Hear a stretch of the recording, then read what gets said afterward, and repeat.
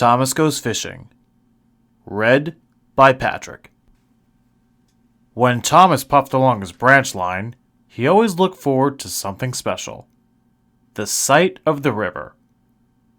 As he rumbled over the bridge, he would see people fishing. Thomas often wanted to stay and watch, but his driver said, "No! What would Sir Topham Hatt say if we were late?" But Thomas still thought it would be lovely to stop by the river. Every time he met another engine, he would say, "I want to fish."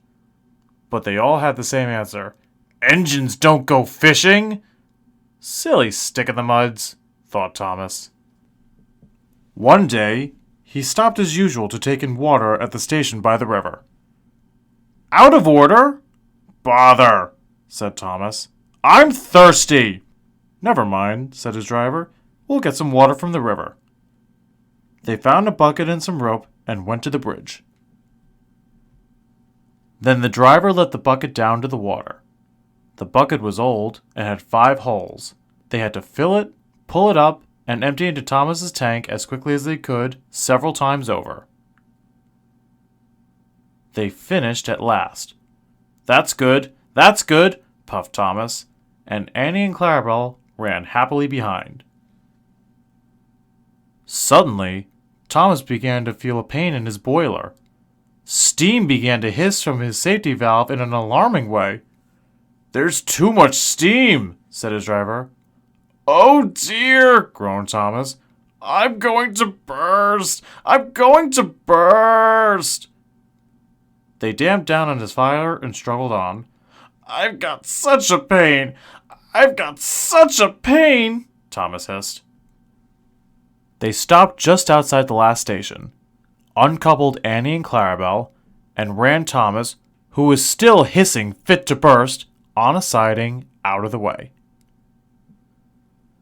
Then, while the conductor telephoned for an engine inspector, the driver found notices in large letters which he hung on Thomas in front and behind. "Danger! Keep away!" Soon the inspector and Sir Topham Hatt arrived. "Cheer up, Thomas," they said. "We'll soon put you right." The driver told them what happened. "So the feed pipe is blocked," said the inspector. "I'll just look in the tanks." He climbed up and peered in. Then he came down. "Excuse me, sir. Please look in the tank and tell me what you see." "Certainly, Inspector," replied Sir Topham Hatt. He clambered up, looked in, and nearly fell off in surprise. "Inspector," he whispered, "can you see fish?" "Gracious goodness me, how did the fish get there, driver?" "We must have fished them from the river with our bucket," replied Thomas's driver. "Well, Thomas, so you and your driver have been fishing. But fish don't suit you. We must get them out."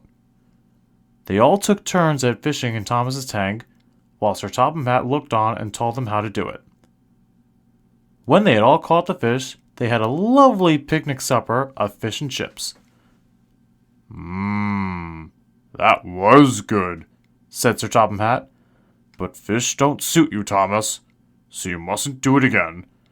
"No, sir, I won't," said Thomas sadly. "Engines don't go fishing. It's too uncomfortable."